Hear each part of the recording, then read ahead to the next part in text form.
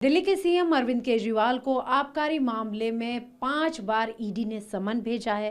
Police भी उनके घर तक पहुंची, लेकिन अरविंद केजरीवाल किसी भी तरह से जांच में सहयोग नहीं कर रही है और अब इसको लेकर बीजेपी भी पूरी तरह से आक्रामक हो गई है। और हमारे साथ जुड़ रहे हैं बीजेपी के national spokesperson Shehzad Poonawalla. Sir, आपका टीवी 9 पर स्वागत है।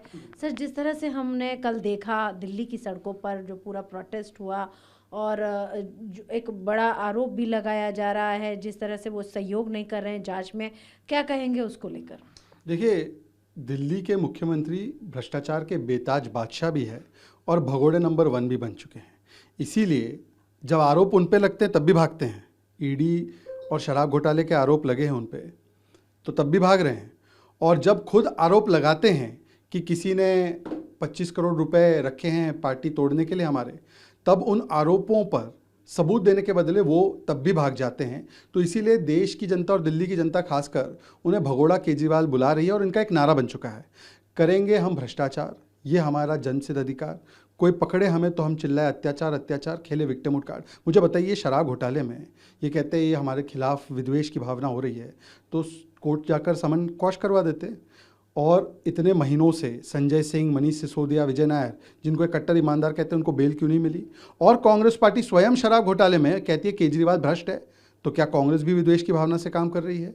तो मुझे लगता है कि केवल और केवल इनका पूरा का पूरा मकसद ABCD करना है। A फॉर अवॉइड करना समन, B फॉर भाग जाना, C फॉर कवर अप करना करप्शन को, और D फॉर डाइवर्ट करना। ये डाइवर्जन के लिए करते हैं।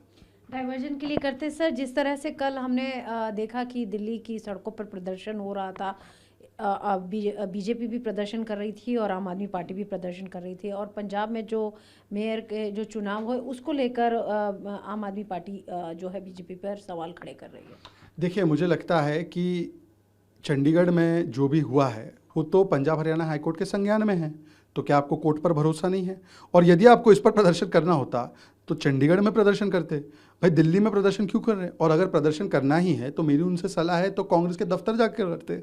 अब अगर कांग्रेस पार्टी के कुछ लोगों ने मिलकर आम आदमी पार्टी के मेयर को धोखा दे दिया, अपने वोट इनवैलिड करवा दिए होंगे, और कांग्रेस का तो पुराना चरित्र है, सयानी पार्टी है, इतनी सयानी है कि जैसे ही केजरीवाल ने कहा कि 13 सीटें पंजाब में लड़ेंगे, कैसे ही उन्होंने कहा खड़गे जी को आगे करेंगे, राहुल जी को पीछे कर देंगे, तो सूद समेत बदला राहुल गांधी ने ले लिया होगा। अब इसमें बीजेपी से पूछ के क्या होगा? परंतु जो दिल्ली में किया जा रहा था वो कोई प्रदर्शन नहीं, वो भ्रष्टाचार का शक्ति दर्शन था। ये भ्रष्टाचार करते हैं और फिर भ्रष्टाचार के लिए धरने पर आ जाते हैं। और देखिए कितना सियासी धर्मांतरण हुआ है।